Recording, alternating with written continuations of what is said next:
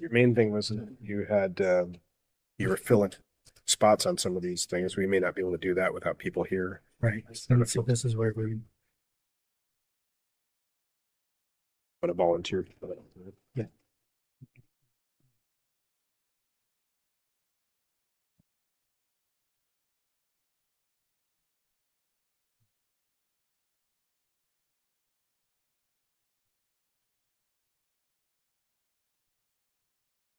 Right. Let's begin what it gets. Feel like you're putting. Waiting for the next or to clear the green or something like that. Just kind of That's just. Steve, Yes, sir. you need to remind council about the order for Robert's rules. Yes, please. If you want to. You can do that. So just a quick reminder, guys, Robert's rules actually state that discussion comes after a second. So there'll be staff report. And if you want to continue the conversation, there would need to be a motion in a second. Making the motion or seconding does not mean or tie you to supporting the action. It just means you're willing to hear more about it. Does that make sense? So if you don't make a motion and there's no second, then there's no discussion.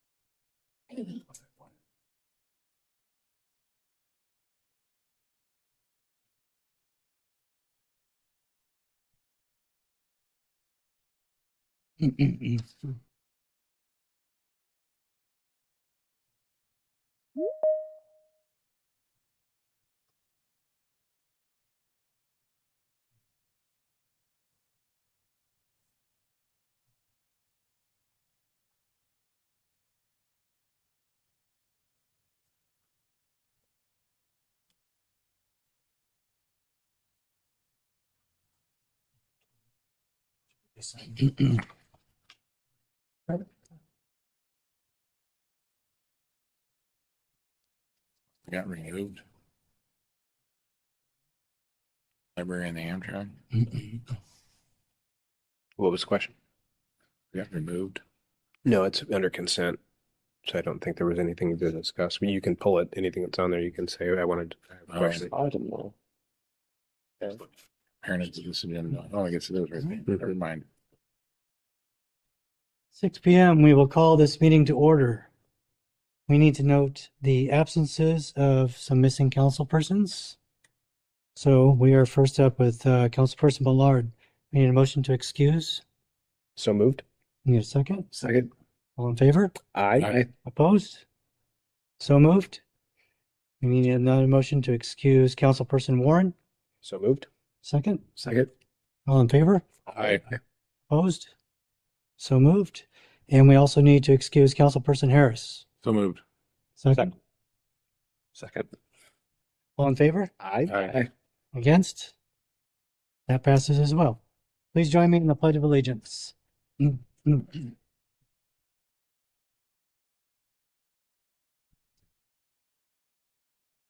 I pledge allegiance to the flag of the United States of America and to the republic for which it stands, one nation under God, indivisible, with liberty and justice for all.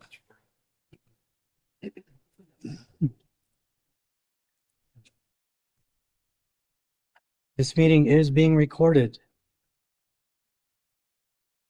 And I need to ask if there are any additions or changes to the agenda. One thing I might suggest, Mr. Mayor, is we table the discussion about committees and liaisons given three people are absent. They're be voluntold, but they have to go to a committee. So Need to make a motion on that? So moved. Second? All in favor? Aye. Opposed? Passes. We are now down to presentations. First up, we have Superintendent Ken Murray regarding the bond information for the school. Welcome, Ken. Down, you said? Yep. Well, first of all, council, thank you, Mayor, thank you, Ray, thank you for the opportunity to be in front of you and speak on behalf of the school district. I want to be very clear. I'm here in my capacity of superintendent. I'm not here as a community member. Why that matters is I'm not here to advocate for or against this bond measure. I'm here to provide you factual information. And to provide community members that are in attendance factual information so that they can be informed voters on the upcoming February election. And so, again, thank you for the opportunity. I think this is about my 40th presentation that I've done over the last month. I could probably do this without looking at much of anything, but I'll do my best to be as time sensitive as I can and value everybody's time tonight. But one thing I will say is this story is a novel, not a short story. And if anybody knows me, I can turn a short story into a novel. So I'll do my best to be as concise as I can be. So the school district is proposing a $75 million bond that would be paid for over 25 years. To be very clear, a $75 million bond is a big lift for our community. And we recognize that and understand that. What we want people to know is what they would get for that investment. And so that's why I'm here. Very quickly, bonds and levies are different. Bonds are for large scale construction. That's what we're talking about today. Bonds are essentially loans. And so when we talk about a $75 million bond, that's the principal that we would earn. And then there are interest payments and the associated fees and costs to that. But a $75 million bond, just like if you went and purchased a $35,000 car, you're purchasing that and then you're financing it. Bonds are a way of financing that $75 million. Levies are different. Levies are tax collections. They're typically small scale. You can do it for a small scale construction, but typically you do it for learning operations. So last February, if you take a look at phase one, we passed an EP&O levy at about roughly 66, 67% of our community and our school district patrons, or excuse me, school district electorate supported that measure. That funded about 5% of our day-to-day operations, which then opened us up to another 5% of support from the state. So about 10% of our day-to-day operations is funded by phase one. The reason we had a phase one and a phase two approach to school finance is last year when we put this in front of voters, we didn't want this February election to be a surprise. We didn't want people to go, wait a second, we would have looked at that levy differently if we would have known there was going to be a bond. So we were very transparent from the get-go that while we were putting this levy in front of you in 2025, there was a high likelihood we were going to be putting a bond in front of you in 2026. Bonds don't fund salaries, they don't fund programs, they don't fund sports, they don't fund classroom materials. Bonds fund large scale school construction. And I think that's important because there are people out there that think you can utilize bond proceeds for different things than you actually legally can. This has been a long process. Our community at a very high percentage supported a bond in 2019 that allowed us to really start moving forward some work throughout our school district. Unfortunately, COVID happened and multiple other unexpected cost increases occurred. And at the end of the day, what we wanted to complete and what we indicated we would complete to our electorate, we were unable to complete. When that happened, we immediately started bringing our community together to start talking about the future of our schools. So over 2 years ago, we started the process of let's start talking about 2019 and the realities of it. Out of that work, it was, this doesn't mean we stop. That community group indicated, let's recognize our reality and let's move that forward. There was about 40 to 50 staff members, community members, and students that were a part of this process. That community group made a recommendation to our school board for this bond proposal. Our school board then unanimously directed me to put it on the ballot as superintendent. And so this has been a community-driven process, not a school district-driven process. There are members of, there are people in attendance right now that have been a part of that. and really appreciative of all their time and effort, because we're not here today without the work of our community and our staff to really create this package. So what would this fund? It would replace Grant Elementary, it would replace Parkway Intermediate, and it would renovate just slightly, and I'll get to that in a little bit, but also add on to Ephrata High School, with a portion of that addition being a new Performing Arts Center. For those of you who remember 2019, the Performing Arts Center was a big part of that project.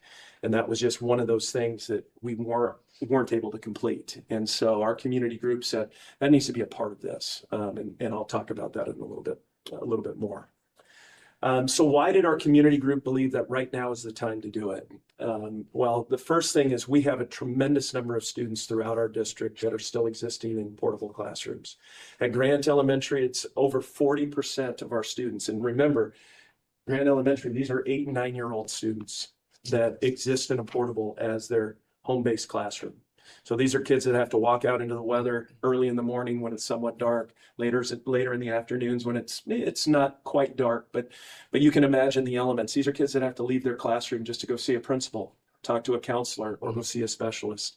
Our community group said that's too many kids. We don't want to see that any longer. At Parkway, it's actually a larger percentage of students because of the way we schedule kids. They just happen to not be there as long because it's just a portion of their day. It's between 60 and 70% of the students at Parkway. These are a little older students because these are 5th and 6th graders, but it's a larger number of students that are actually served in portable classrooms. Our community group said, we don't want to see that in Ephrata anymore.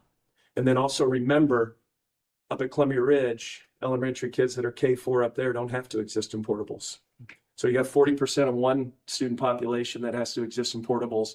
If kids are just fortunate enough to go and be housed across town at another elementary, it's just not the same. They're not equitable in terms of those facilities. Also, through the facility study process, I probably should have mentioned this before.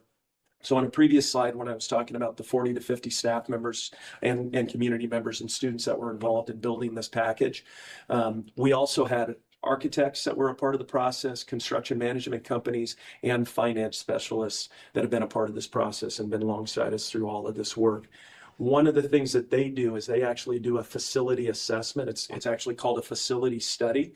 Through that facility study, it became clear that Parkway Intermediate and Grant Elementary were essentially end of life. Now, that doesn't mean you can't continue to use them, but what it means is day-to-day operations of that building is going to become cost prohibitive.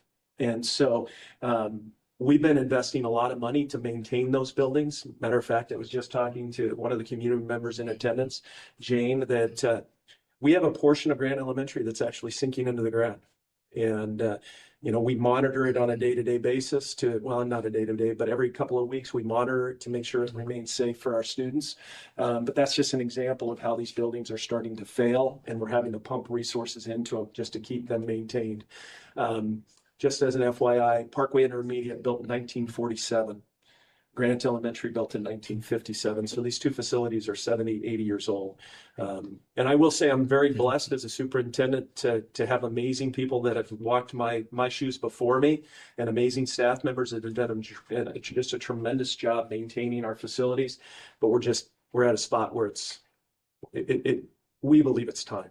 And the other one is just out of space. The best way for me to give you an example of being out of space beyond the portables, because I think that's a great example. Ephrata High School was built, the new high school. It was new, it was new for Ray. It was a little less new for me because Ray's old. And Matt's just a little bit younger than me. But Ephrata High School was built for 600 students. We have 930 students that walk the halls of Ephrata High School at various points. Now, some of those aren't there full time, like we have some partial days and some kids that are served in other ways. But we have completely taken over Beasley Springs, which is the building in front of the high school. And we actually have classrooms that exist in our Performing Arts Center as well. And so this would allow us to try to bring the majority of our kids into a centralized campus as well. End of the day, the goal is safe, secure, and modern facilities for all kids in the Ephrata School District. Some good news, it doesn't all have to be funded by our local taxpayer. We are considered a property poor school district. I always like to make sure people understand that. That doesn't mean our homes have low property value. What that means is when you look at all properties within our school district boundary, homes, businesses, etc., we have a low overall value in comparison to other school districts. The easiest example, Ephrata School District is just over $1.5 billion in assessed value. That's a large number. However, the Quincy School District's assessed valuation is over $8 billion. So what that means, I'm about to, and I'll let the cat out of the bag, the cost of this bond is going to be about $1 lift for people, okay, from what their taxation in 2026 is. We're going to ask for about $1 more to fund this bond. If I was asking for the Quincy community to support this bond, I would be saying 18 cents. That's our reality. But the state does recognize it. And the state said, we're going to help out some. And so if we can fund 75 million and use that on school construction, it opens us up to 27.4 million in state support. So this is one of those unique opportunities that we can dictate money coming back our way. But it does take local revenue, local expenditure to be able to bring it this way. And again, only available if we're able to meet those requirements. So why do we want to replace Grant and Parkway? Well, the first thing is, some people might ask, why are you not just renovating? That's what you did with Columbia Ridge. That's what you did with the middle school. Well, what we learned through those projects is it would have been cheaper if we would have built new. And, I'll just do that quickly for you. That's the reality. It would have been cheaper if we did it, new construction. They call it greenfield construction. In other words, find a greenfield and build, okay? It would have been cheaper. The other thing is cost can be equated to two different things. You can actually talk about dollars and cents as cost, but you can also talk about the cost on people. I was middle school principal through all of that renovation, and entering into that construction, here's what I was told. Ken, build your culture now because you'll use every ounce of it while your school's being renovated. And I'm like, come on, this is Ephrata Middle School. I'm Ken Murray, we got this. We used every ounce of the culture at Ephrata Middle School. It was hard on kids, it was hard on families, and it was hard on staff. Our community said, don't do that again. Our community said, if you can avoid that, don't do that again. So cost, all I'm saying is cost is more than just dollars and cents. It's cost on people too. Obviously, building new gives us the ability to tackle the portable issue. It gives us the ability also to ensure that our buildings have secure entry vestibules. What are those? Well, that's the new school design. So what that means is you place your offices at the front of your building. People enter into an office space where we ensure that they are supposed to be there before they access our kids. Right now, that just isn't perfect in our buildings that aren't new. Ephrata Middle School, very operational. Parkway, we actually made some modifications to the office, so we've made it work there. But Columbia Ridge does that as well. High school, we're trying to do it with some video cameras and some different things. We're doing everything we can, but this new construction would allow us to build it in a way that allows us to be efficient and effective in that work. Our community group also said one of the things that they want to see us go away from, because they recognize the impact on kids, is let's go away from a shared space where your cafeteria and your gym are your same space. So Parkway and Columbia Ridge, not middle school, Parkway and Grant, they have shared spaces. Middle school does not. Columbia Ridge does not. So what you have is you have students, when they arrive in the morning, our gymnasium in those two spaces is set up as a cafeteria. Before we can start physical education, we actually have to transition those spaces from a cafeteria to a gym. It limits our physical education time.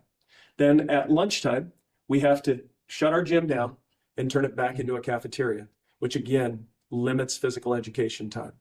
Our community group said, let's find a way to make sure we have two dedicated spaces. Then you have two community use spaces as well. And so this would allow us to do it. In terms of the gym, this was a big push in 2019 as well. We wanted full-size gymnasium for community use. I know Josh will be excited about that, okay? Because I don't know if you know this, but the city accesses our facilities quite often, and we're glad to be in partnership with the city. But what the community group said is we need more full-size competition courts so that we can host more events here locally.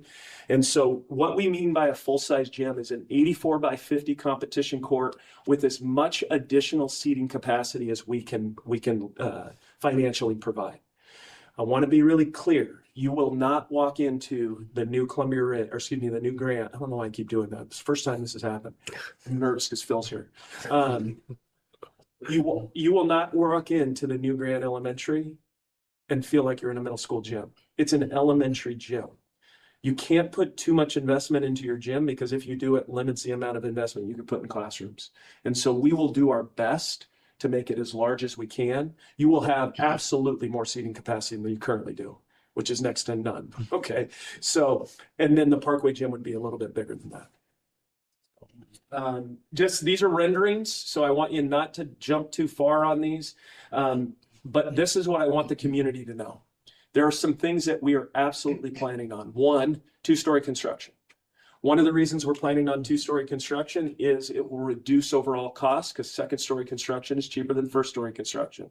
Okay, so you reduce the concrete footprint, that foundational footprint, all of that, you build up instead of out, it's cheaper. That's everything that we've learned through this process. The second thing is it takes up less of your acreage. And so in other words, you have a smaller footprint, which allows you more space to deal with your parking challenges, your bus loop challenges, your traffic flow challenges. I was just talking to James. James, like, she remembers back in the day when people used to allow their kids to walk to and from school. Okay, less likely today. So we have traffic challenges that we need to be able to address. A smaller school in terms of the footprint gives us more space to try to tackle that. So those are some things. The other thing that we're committed to doing is we will be identifying, again, assuming the bond passes, we'll be identifying an architect that will help us with finalized design. We will be writing an RFQ that looks for an architect that has an existing design that will meet the majority of the needs of Ephrata.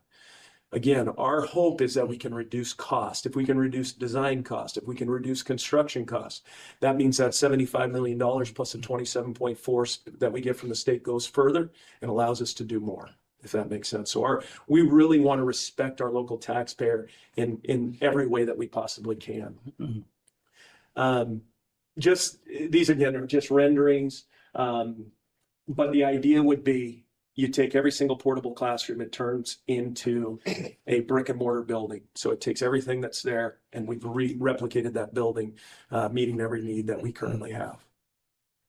Parkway would be the same thing, two-story construction, just a smaller footprint. It's actually a smaller building because as you get to a 5th and 6th grade building, you actually have larger class sizes, so you need less classrooms. The other thing is a 5-6 building has 20% less students than a K4 building. And so it's a smaller footprint. Location. This has been a pretty decent topic. If you've noticed anything on social media lately, this has been a topic that people have been talking about. So I want to talk about why we chose the location we did. Okay, so the very first thing is this. We wanted to make sure that we built on land we already owned. We wanted to build on land we already owned because then that's not additional cost we have to push onto the taxpayer to pay for the land. And we didn't have to put that into the bond. So we wanted to identify land that we already owned. Why did we not choose the 40 acres that we own in the northeast portion of town? Because we have 40 acres that kind of sits up there off the edge of the northeast neighborhood and kind of sits between there and the port. Here's a challenge. There's no infrastructure to that yet. Although the city would probably be very, very happy if we were to be a developer and develop out to that space. At the end of the day, it would be our taxpayer that would pay for it. And we just don't feel that's the appropriate investment right now. That 40 acres may have a ton of value in 10 years, 15 years, 20 years. But right now, it's not an appropriate time to build on that 40 acres. So why did we pick the 9.5 acres? Because right now we have 9.5 acres that sits between Columbia Ridge and the Presbyterian Church right off of Ivy, that Ivy Street up on the hill. Why did we pick that land? One, it's 9.5 acres. It's plenty of space for a school, especially when you're going two-story design. It's actually plenty of space for not only two-story design, but also for parking, also for traffic flow, and also to build a combined bus loop with the other elementary that's up there.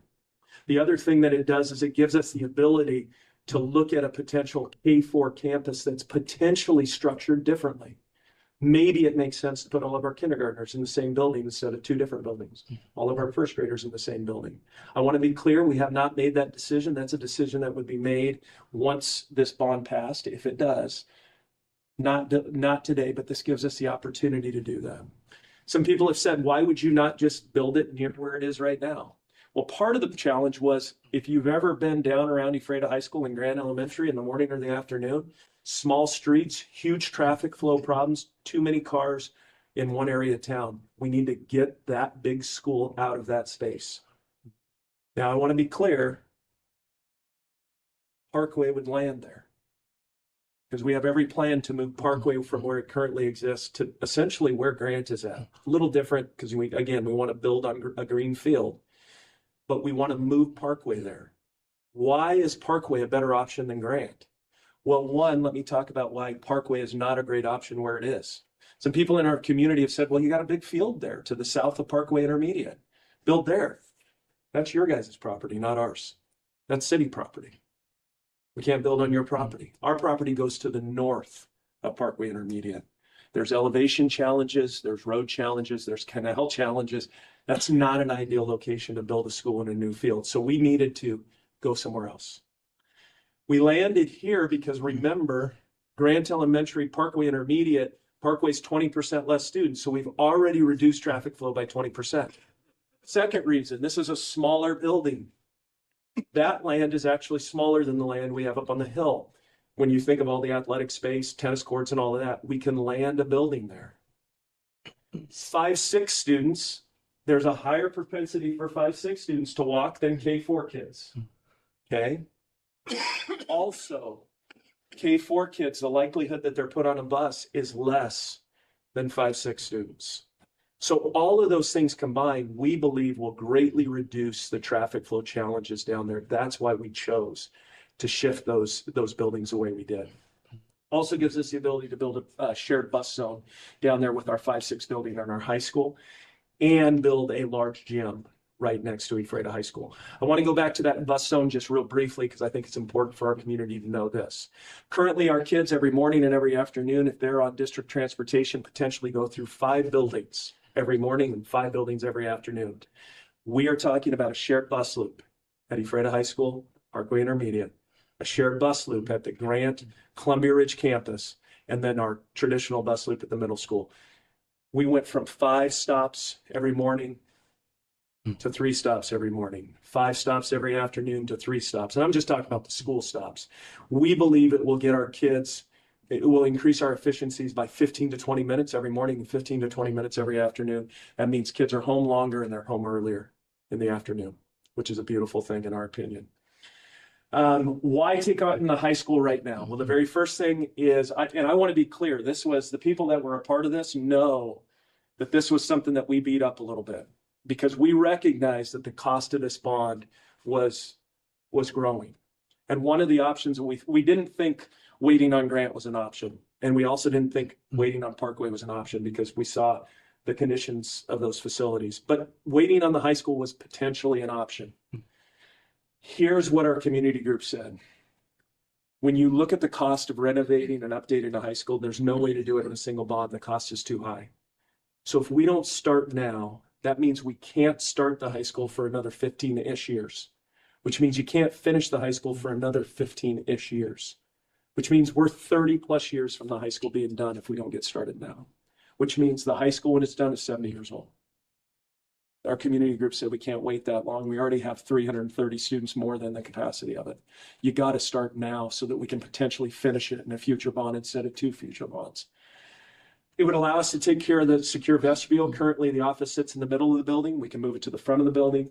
It gives us an opportunity to tackle some of our overcrowding, because we'd have some new classrooms. And a big thing is it allows us to deliver on that 2019 bond promise we weren't able to deliver on. So this is what it would look like. It would sit right in the front of the building. Katie is sitting in the current staff parking lot right now, just so you know. Okay, that's where she's at. So just right on the front of the building is what you're seeing. What you're seeing on the left there, oh, I can do this. Oh, darn it, it doesn't have the laser. Darn it. On the left that's your wing, classrooms on top, office on the bottom, essentially. The bigger portion, the taller portion would be the new auditorium. And then you'd have an event entry that would take you into auditorium space. That's where you would enter the auditorium, but it would also be able to take it into our gym space, common space now. Let me show you this from the top. This is the current office. I'm going to get off camera for a second. Is that okay? So, Ray, I was doing so good. This is where our current office is. So the only part that would be a renovation is just renovating the current office. The rest of the building would not be touched. This is all the new addition. Okay, so I think that kind of makes sense. Office sitting in the front, secure vestibule. I do want to talk about the auditorium though. That's a big need for our community. Our community really wants to see us deliver on the auditorium. Some people have said, is it going to be big enough for our community? Because we want to make sure we can host our events in that facility.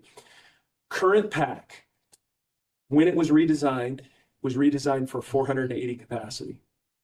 We never seat 480 in there because you are literally sitting on top of each other and you can't walk between rows.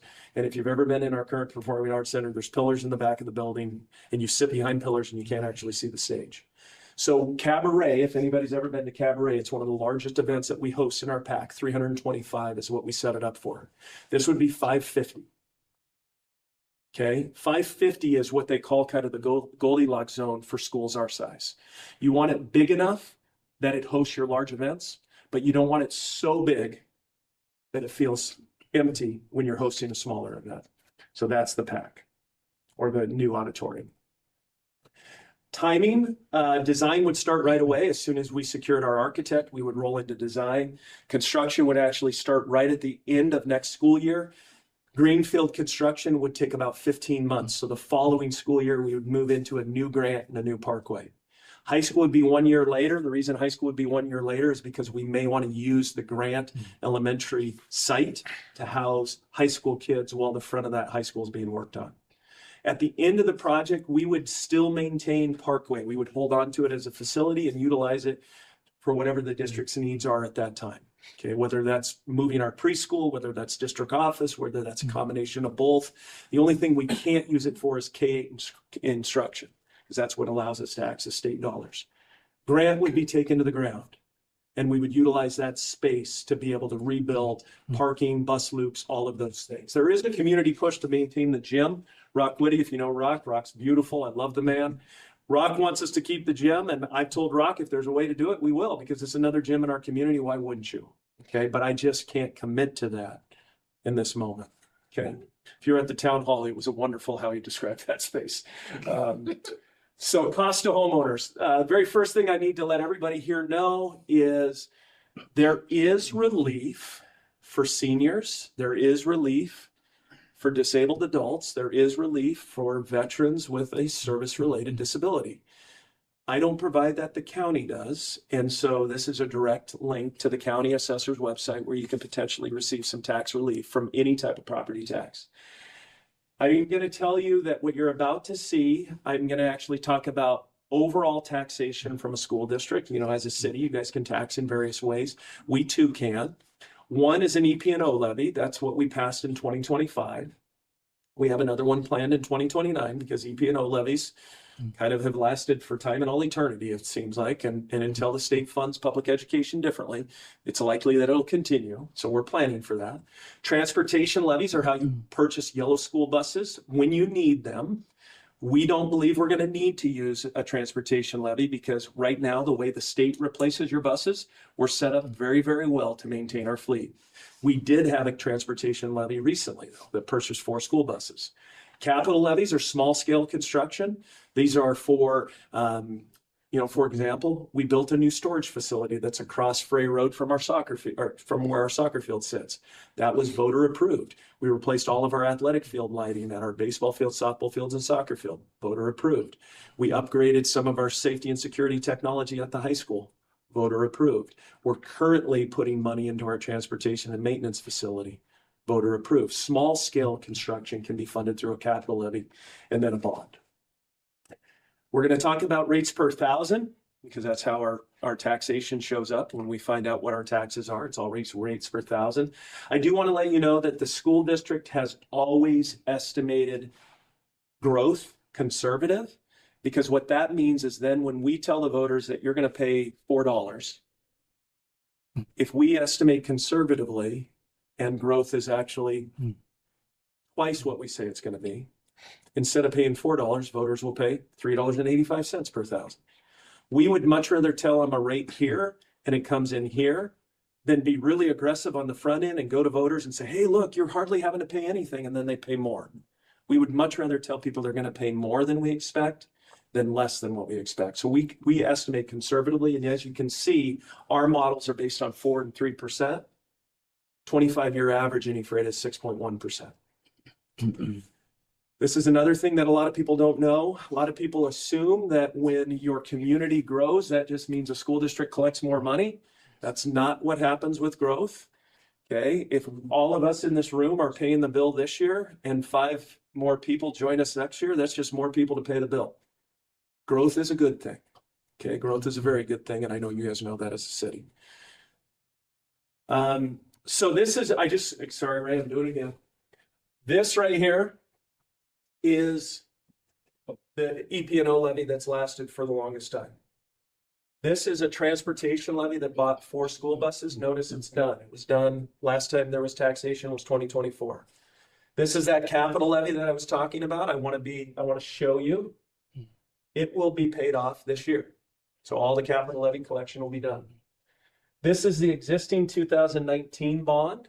This is the future bond. And this is the bond we're proposing.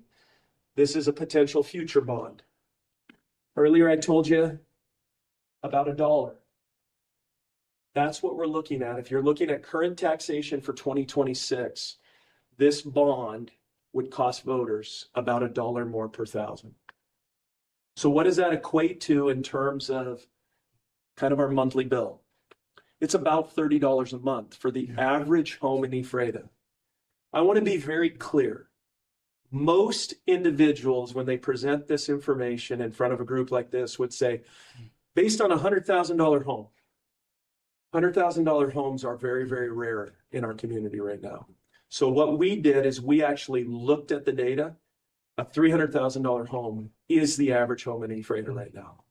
So if you have the average home in Ephrata with the average assessed valuation, it's about $30 a month. Obviously, if it's more than that, it's more than $30 a month. If it's less than that, it's less. I'm going to be really brief here for you, Mayor, but I think this is an important slide to kind of wrap up. For years in Ephrata, we had an EP&O levy, and that's all we had. And it cost about $5, a little less than $5 on average. It was always our goal to keep taxation under $5. Okay. The state then came in 2019 and said, we're going to fund public education more fully, and you cannot tax your local tax base as much. So that happened overnight. There was no voter approval, any of that. It just, the state came in and said, we're going to fund public education differently. And it went down to $1.50. The very next year, the state said, we actually need local taxpayers to fund more because we're struggling to pay as much as we thought we were going to. So that year, which is when we ran our bond and our levy, we could raise that to $2.50. $2.50 is about right here. Notice we didn't do that in Ephrata, even though we could. Because what we asked for on our levy was what we needed, not what we were allowed to ask for. And that's very consistent in Ephrata. We've always asked based on our needs, not based on what our capacity to ask for is. So we kept that pretty flat, even though we could still be asking for up to $2.50. Okay, but what did we do right now? We ran a bond. Some people have said, how do you get 77% of your community to support a bond and a levy on the same ballot? Here's how you do. When you've been paying $5 per thousand for the longest time, and then we come in and actually say you're going to be paying less tax and you're going to get everything you were getting before, and you're going to get a bond on top of it, that's how you get 77% of your community to support it. I want to be very clear. 2026 is not 2019. I'm not looking the community in the eyes and saying your tax is going to go down and you're going to get more. Your taxes will go up if you support this bond. I do want to share this though, because this is the clearest example I can give you of how the Ephrata School District has consistently used conservative estimates. If you look back at 2019, when we put information out in front of our voters to approve our bond and our levy, we told them that our taxation was going to be $4.30. The very first year it was $4.07. We told them in year 2 it was going to be $4.30. In year 2 it went down to $4.01. We told them in year 3 it was going to be $4.30. It went down to $3.79. We told them in year 4 it was going to be $4.30, and it went up to $4.43. Oops. But wait a second. Because we ran a capital levy and a transportation levy in 2022. So we went to our voters and said, your taxation's been going down. Can you help us fund new athletic lighting, a new storage facility, upgrading our maintenance and transportation facility, helping us with some safety and security upgrades, and funding some yellow school buses? So we gave our voters the opportunity to tell us that. But notice how the bond does this. It gets smaller and smaller. That's an example of our conservative estimates in Ephrata. Real quick, the other thing, I feel really blessed to have Dan Martell as superintendent in 2019 and have the board that was in place in 2019, because they predicted today. They planned when they built that bond to have the bond step down dramatically right now to provide capacity to run a bond today. The other thing that we did, so you see that where it drops from $1.35 down to 70, that's because we did a planned step down. The other thing we did is this, and this was actually Tim Payne who did this, so my predecessor, along with the board. When we couldn't deliver on the 2019 bond, we still had some state dollars left. So you remember that green portion, 27.4? We still had some of that money. We had to use all the local money to be able to get it, remember? But we still had some of the state dollars. We just didn't have enough to be able to finish any of the projects. So what we did with that money is we did what was called a defeasance. And it was all done through a public hearing. It was all done through a public process. But what a defeasance essentially is we took the money and we invested it, and the earnings we're getting off the investment, we're paying down that tax quicker so that the taxpayer doesn't have to pay it. So the money we invested from the state, if you notice how this is kind of flatlined in the right around 40 cents, that would be 70 cents. Just like you see here. That little rate decrease over that number of years is going to save our voters about $8.1 million. Again, provided us the capacity for this bond. And then it does have potential future capacity for a future bond. The one thing I would say is this. Just like we saw this because of conservative estimations, if growth in Ephrata and assessed valuation continues to do what it's done over the last 25 years, we fully expect to see this do that as well, which means in 10 to 12 years, we would have the capacity to run a future bond. So really what I'm asking voters to consider is this investment something that they can support? We believe if it was approved, it would secure the next 40 years of our K-8 facilities and also set us up for the next renovation, or excuse me, the next improvement at the high school. So council, any questions?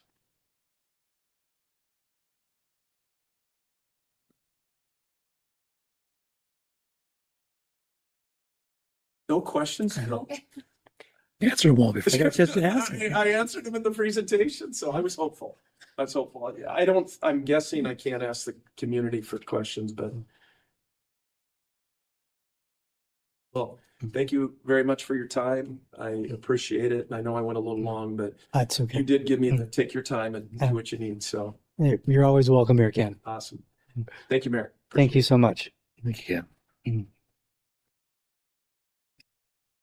Moving on. We have the consent agenda at this point. We need a motion to accept the consent agenda. So moved. Second. Second. Okay. And we have that motion to accept. Turn it over to. Oh, I'm sorry. I read that wrong.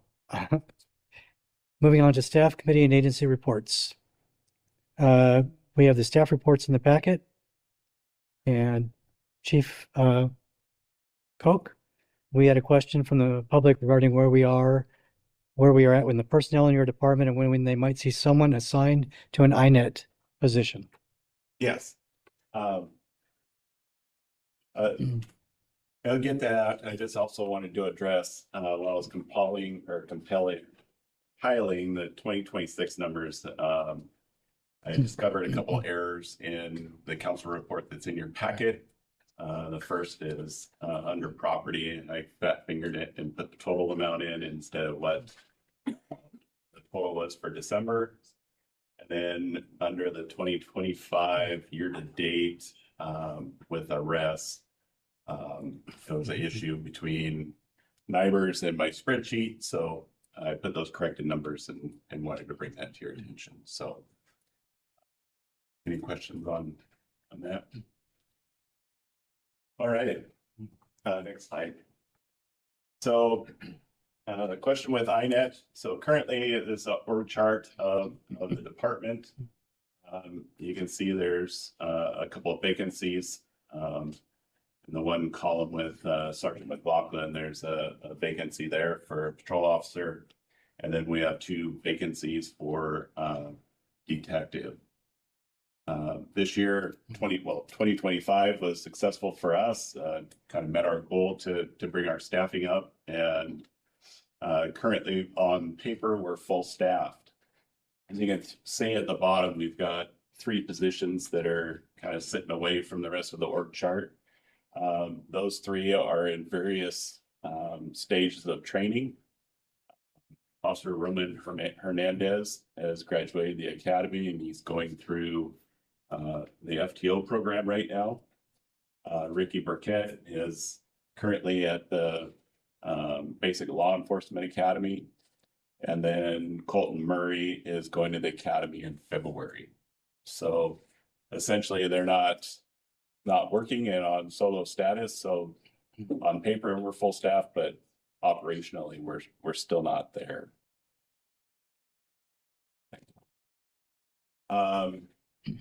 Went out here to kind of demonstrate the timeline of what that training looks like from essentially the date of hire. This is for Roman Hernandez. So he was hired June 2nd. Went to the Basic Law Enforcement Academy in August 4th, graduated the 10th of December, started field training December 16th, and then anticipated that he's going to complete his field training about mid-April. And then we're hoping to have him on solo duty status about mid-April.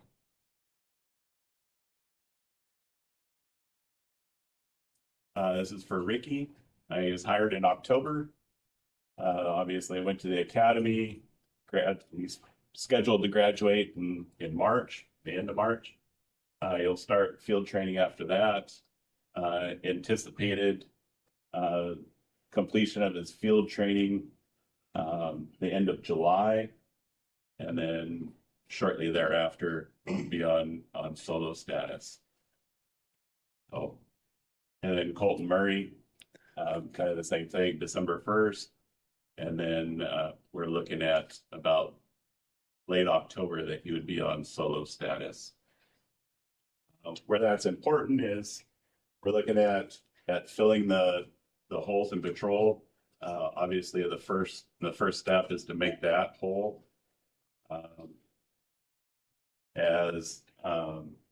What we're currently doing, we have a short crew. We have a minimum of 2 officers per for our minimums. So as a crew short, for them to take time off, we have to switch officers from another crew to cover that shift. We kind of analyzed where our calls for service were. So what we've done to try and improve staff morale is we've shifted and made a graveyard shift essentially a permanent short shift. And then as the crews rotate through, everybody's kind of sharing that burden of operating with a short crew.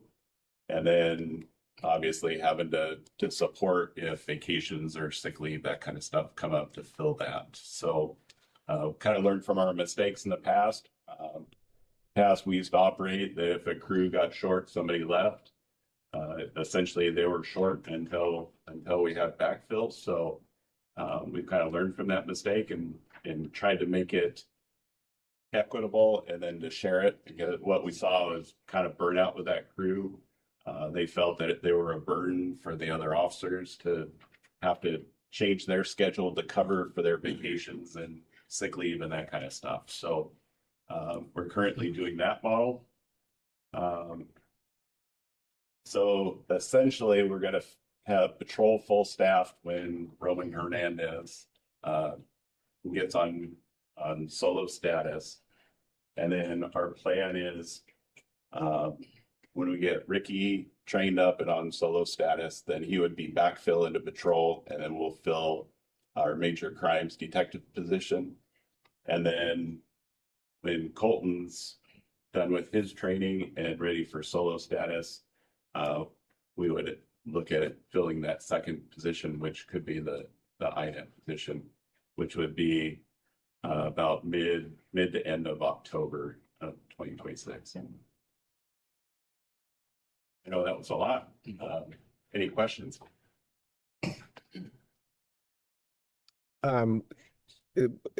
Forgive me if you mentioned it in there, but when are we thinking maybe we might get our INET position back? Right, it would be the backfill of Colton That was Colton Stott. Okay. about mid-October. Okay, that'd be great. Very good. One thing that we council needs to be aware of is internally we're having discussions about our caseload. And we're teetering potentially on the line of actually needing a second in-house detective. So when we get to that point in October, we're going to have a decision to make of, while INET is certainly valuable and a great opportunity for us to take part in, is that the best use of our manpower at that time, depending upon our caseload? So we'd like to put people in INET. We're not sure that that's exactly the best place to put them though at this point in time. So we'll wait and see, and we'll certainly keep you guys in the loop of how that works. I just commend you on being creative to recognize the staffing and have rotate the short crews to graveyard and recognizing the the hours of the day where you get your calls for service. Thank you. As both of us know, working on short crews is no fun, and No, it's not. and No, it's not. being creative enough to manage that internally. I commend you and your department for that. Thank you. Thank you, Chief. Always a pleasure to hear from you. Next, Chief Burns. I understand you went to Louisiana last week. Do you have an update? We had a bit of a whirlwind last week. Structured fire on Sunday night until early hours of Monday morning, and then had to do some work with that and get equipment back in service, and then prepare to fly out to Louisiana. So more than 30 months ago, the city finalized the purchase and sales agreement of this fire engine. And there's a lot of things that have happened since our last purchase in 2016. Most notably is workforce and supply chain issues that have hampered much of the United States and out of the world. But definitely we're in a global market now. So our 2016 fire engine is built by the same manufacturer, KME. However, that manufacturer has been bought out by a larger corporation, manufacturers. So this one is a little bit different. Our last fire engine was built from frame rail to finish all in one factory, where this one actually the cab that you see up front was built in Nebraska and then shipped to Louisiana for the final build of what we call the body, which is everything behind the cab there. So the truck has been completed to their specifications since mid-December. They wanted this to fly out December 24th, actually. We thought that was funny. For final inspection, that got bumped to this month, obviously. So we took off last Tuesday morning about 3 a.m. For Louisiana, and got there, did a quick inspection, half-day inspection on that Tuesday at the factory. Wednesday was almost a full day, and then we flew out back home on excuse me, sorry. Tuesday, we got there, did a small inspection of the apparatus and went over the spec sheet. Wednesday was the full day. Thursday was a half day. Excuse me about this. So what that entails, and Katie can kind of scroll through the pictures if you have questions, but they bring the truck out into what they call their apparatus bay, and we go through the spec sheet from top to bottom. Every one of those handles you see there control a valve. We make sure that they operate quickly. We keep our fire trucks, our fire engines, and ladder trucks for 30 years.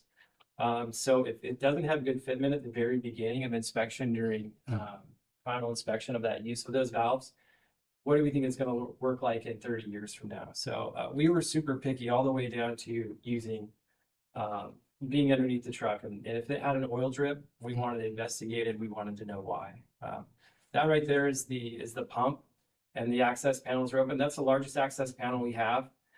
So, you know, after several years, some of those valves go bad, and we have to crawl in there and unbolt those and replace the valves and do what we call a valve rebuild kit. Usually come out at my age now with bruises on your body from laying on stuff like that. But that's a very big pump component panel for us. The truck goes through a series of testing. So this picture right here is where they're actually testing a fire engine. This one isn't ours, it's just a picture. They have a very large pond that they draft from through these steel lines, and that's what certifies the pump for its pump rating. This pump is 1,750 gallons a minute on this truck. So it's a larger capacity pump than our last one from 2015. Pump capacity is important at Ephrata because we're rated on our overall pumping capacity of our pumpers. And that is calculated into deficiencies or non-deficiencies through our Washington State Rating Bureau insurance rating, which we have coming up in June. So it goes through that. And then this picture here is before our test drive. The guy in the black there, that's our salesman and dealer, Mark, out of Yakima. We purchased from Cascade Fire out of Yakima. We purchased, since I've been around, 4 apparatus from him. And Anthony is in the cab. Mark has the headset on because it comes with headsets for better hearing protection and communication for all of our firefighters. But Mark is literally opening every compartment. In this check right here, for example, he sees that, do we have an audible alarm in the truck? And does it show up on the digital display of our dashboard? We have a small computer screen information center. So it has to show that. Part of every cabinet, every door is that has that. We had some that had an alarm, but nothing on the computer. So then they have to go in there and reprogram everything. So we had a small punch list all in all, but very, very thorough, all the way to, like I said, rolling creepers underneath the apparatus. Here we just discovered a small oil leak. We wanted that investigated. We wanted to know why we had a drip on the ground. Turns out it had missed a cap when it came from the manufacturer on the oil dipstick. So that's a complete cleanup. That's making sure that there aren't any leaks. All the way down to some wiring. If there wasn't wiring that was in loom, we could question that and they would fix it. So small punch list. I think the majority of what they have to do is the programming and emergency lighting. Washington has they have laws that apply to fire apparatus that do not apply to law enforcement. So the types of lighting that we can have on scene versus while we're responding are different, just little things. And then there's also NFPA, National Fire Protection Association requirements for any apparatus that's built by an apparatus manufacturer that it has to comply to as well. Overall, the fit and finish of the truck's very good. The cab offers seating for 6. It's fully air conditioned to be able to take our firefighters out of the hot elements and allow them to have a space that they can cool down in, which is required by the RCWs in Washington State for workers and L&I workers compensation through L&I, I shouldn't say workers compensation, but labor and industries. And then as well, it's large enough box inside to heat it during structure fires in the winter as well, to be able to heat up firefighters and thaw out some of our gear as well. Questions? Should be arriving in November. It'll be shipped from the manufacturer. They'll drive it out actually from the manufacturing plant in Louisiana, just outside of Baton Rouge. It'll go to Wenatchee for a final fit and finish and another wash down from the sales guy there, and then we will pick it up and receive that in Yakima. Any questions? That was a great report, Chief. Thank you. Thank you so much. Thank you. And you're obligated to bring it by so we can all touch it. We'll do that. Yes. I get to honk the horn, all that fun stuff. Yeah. 28 months is what we were told, and that would have been in September of 2025. They contacted and said, "How about November?" And then, we were pretty lenient. The important things to note is that some apparatus manufacturers and some fire departments through the years have gone with, well, it took longer to get, it cost more when it got here. We did you followed all the recommendations from us and the sales people to make sure that we signed a contract. It gave us an initial discount for paying up front, and it for sure locked in that price that it could not change, with the exception of the change order for the 455 horsepower engine. So everything else fell in line as it should, and I think we've got a truck that served us for 30 years. Falls right in line with our apparatus replacement plan. The next one, we hope to extend the life of our ladder truck out to like 2035.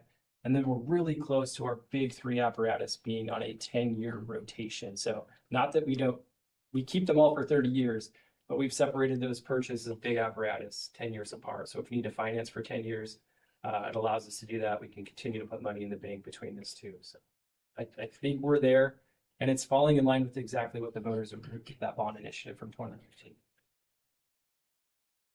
Thanks for holding the fleet together as long as you have. It was a little longer than we expected. Thank So you for your support and your recognition of what we're trying to do. Much appreciated. Moving on. We're going to move down to section 7, resolutions. For us, we have R26-006A, resolution supporting the Ephrata School District 2026 construction bond. You have before you Resolution 26-006, supporting the Ephrata School District 2026 construction bond. We'll go to Ray for a staff report, then I'll ask for a motion and a second. With the motion and a second, I can then open it up for any discussion. So Ray, what do you have for us?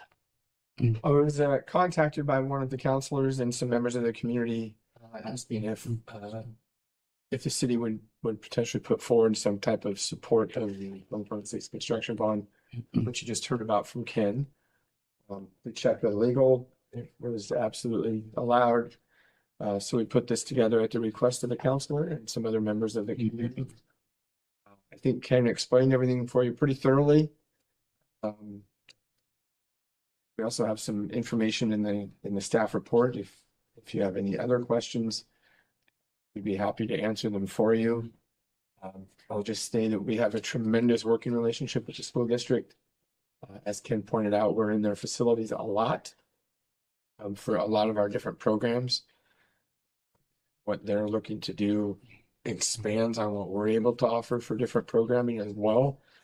So there's certainly a benefit to the community as a whole, not just the district in a school sense. So after that, we'd welcome any questions you might have. move to support the resolution to R2606. I would second it. All in favor? Aye. All opposed? Oh, just was gonna make a comment real quick that this isn't a one institution, one municipality scratching another's back. This is an incredibly well thought out bond, and it has very strong baseline community support. I was part of the planning group that went in. We met for over a year on this, and it was really impressive to see how deeply well thought out it was financially. This is not something where the teachers were just trying to get a Christmas list of ideas. This has ground root support across the business community and a lot of the residents. You know, there's always going to be, folks that have to analyze this financially. If you can't afford any increase in your taxes, I more than understand, but this is very much something that came across as needed when we looked at our inventory of buildings.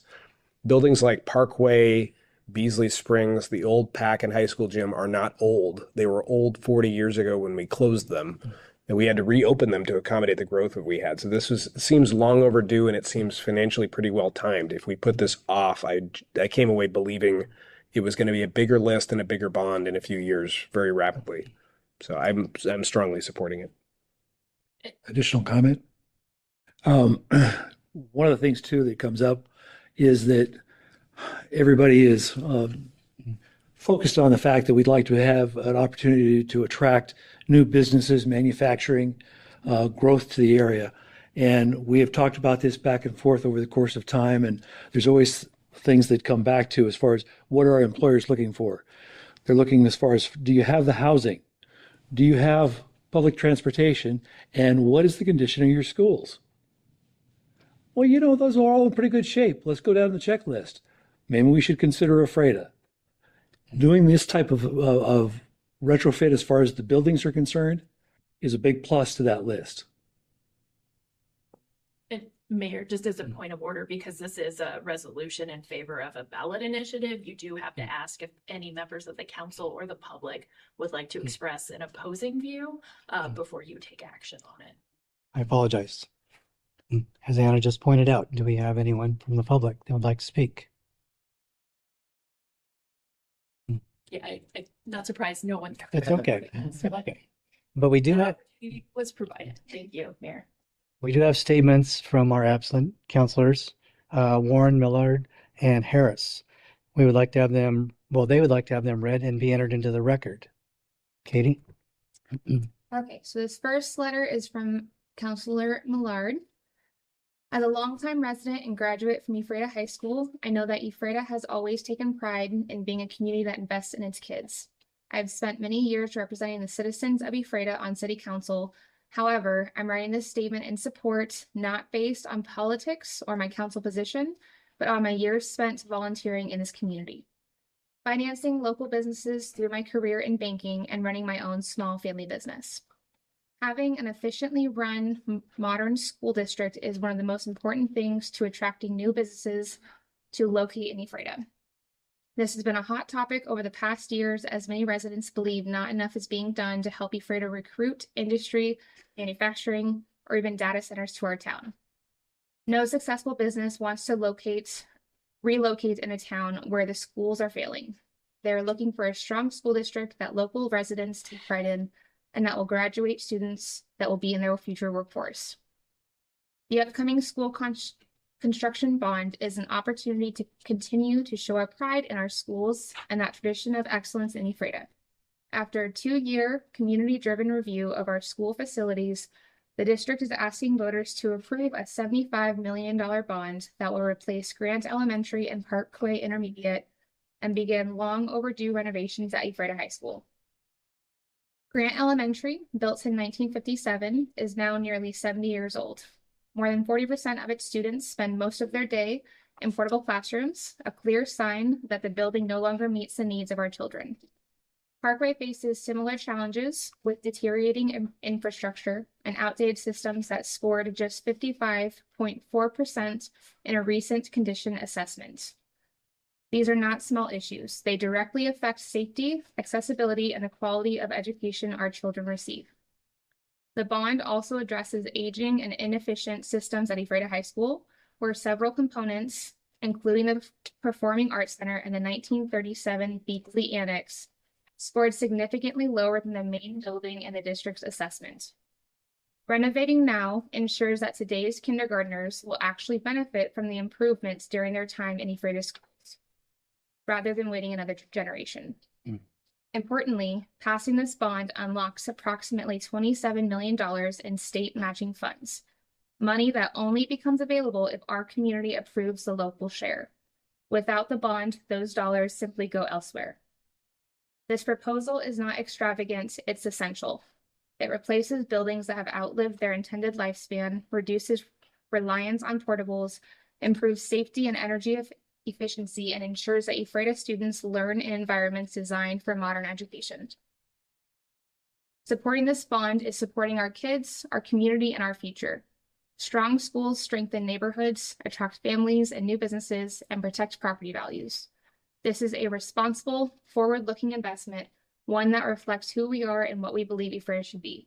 Respectfully, EHS Class of '84, mom to a class of 2008, a class of 2014 graduate, grandma to future classes 2037, 2038, and 2040, Valley Millard.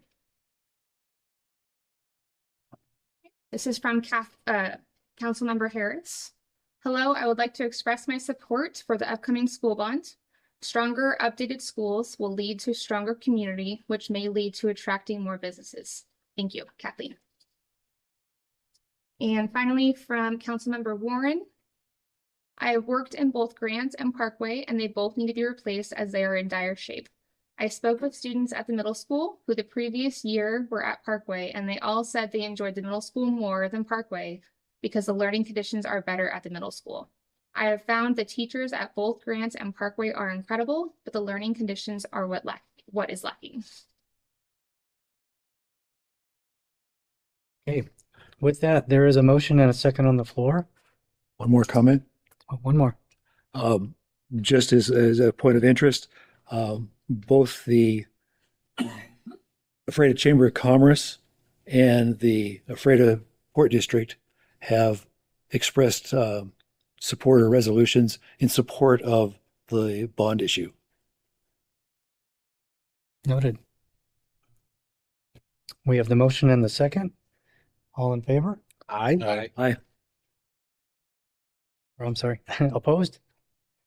All right, that passes. Moving on to section 8 for council consideration. So we have a draft legislative agenda, right? Could you help us out with that? So one thing that we've discussed as a council is trying to be a little more active on a regional basis and throughout the state. One way to do that is by advocating for our community at the legislative level in Olympia. So I've worked on a draft legislative agenda, which is in front of you. It begins on page 30 of your packet. Just want to introduce it tonight for your consideration. Would ask that you review it, get any feedback to me, and that hopefully by the next meeting we could actually adopt it. That said, the mayor and I believe Councilor Moore are heading to Olympia February 2nd, 3rd. We're going to be using this as our guiding document. If there's anything in here that you're absolutely opposed to for any reason, if you could let us know just as soon as possible, then we can make sure we're not necessarily advocating down that avenue until we have a chance to refine it just a little bit more. I think you'll find it's pretty broad, and certainly pertinent to the issues that we face as a community as well. So just wanted to introduce that to you. We do have appointments with Representative Dent February 2nd, as well as Representative Ybarra, and we'll be meeting Senator Warnick for breakfast on February 3rd, 7:30 in the morning. So we have sent this draft to all three of our elected representatives and asked for their guidance on any other representatives in Olympia we should be meeting with to discuss with, which will be based basically on their committee appointments. We'll work with them to do that. Any questions? No, I'm pleased with what I saw looking over the agenda and the items on there. I think trying to keep it focused as we can on funding for public safety, for the police station, for roads and streets is his primary task. I know one of the items that is being discussed, a little more aggressively over there is state policies relating to parks and homeless encampments, stuff like that. I have pretty strong opinions on that, but those opinions are my own. I wasn't sure if the rest of the council is comfortable with having an advocacy position on behalf of the city. I think cities in general deserve to have positive control over their parks and their public facilities, and I believe the potential changes are just going to result in severe public safety hazards that I am strongly opposed to in general, but in public parks and potentially playgrounds, it's even a bigger concern. So I don't know if we can add something like that in there or if the rest of the council would welcome it, but that was the only thought I had.